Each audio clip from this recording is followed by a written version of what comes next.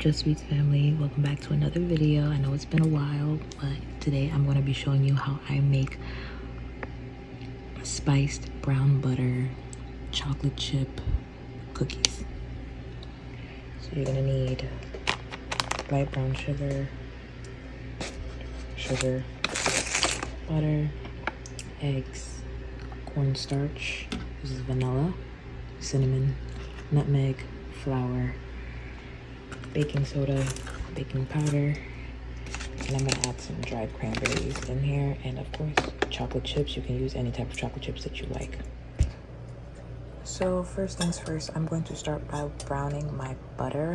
This is 2 sticks of butter in here, and I'm just gonna melt this and I'm going to brown it. I will show you that process as we go along, but right now it's just going to melt.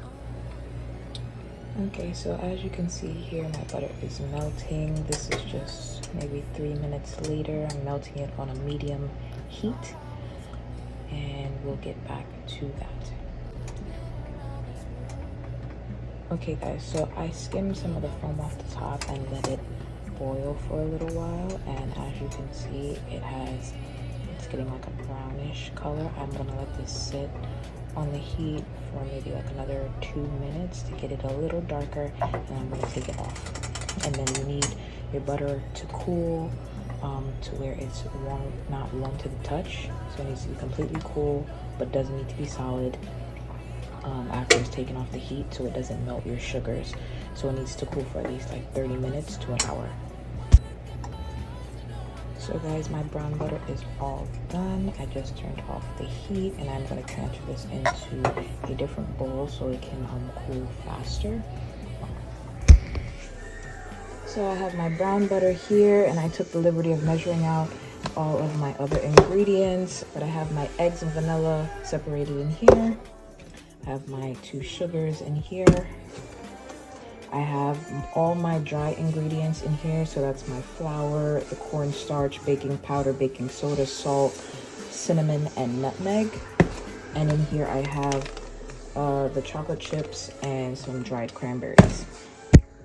I have my oven preheated to 350 degrees, and I have a large bowl here and a spatula. I'm not going to use a whisk because it is a dough, and the whisk can get the dough stuck in it, and it'll be a real hassle to get it out. So just use a spatula.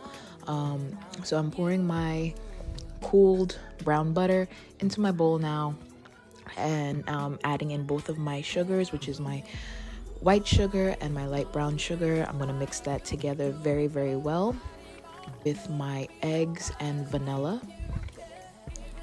And I'm also going to mix that in very well. The fact that this is being mixed by hand, you reduce the risk of over mixing your cookie dough. So it's really good that you're mixing this by hand. So now that my eggs and vanilla are mixed in, I'm going to add in all of my dry ingredients, which is my cinnamon, my nutmeg, my flour, my salt, my baking powder, baking soda, and the cornstarch.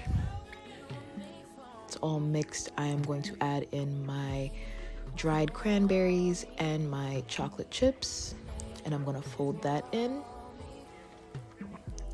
This cookie dough can be held in the freezer for up to 3 months. So I am going to scoop some of it into Ziploc bags and freeze it, so I can have it for later. You can just take it out and bake it. The fact that it's already scooped out will just make it easier to take it out and bake it whenever you want it. And the other part, I'm just going to make a little square or a little rectangle on a baking sheet lined with parchment. Again, my oven is preheated to 350 degrees, and I'm going to bake this for about 10 to 15 minutes.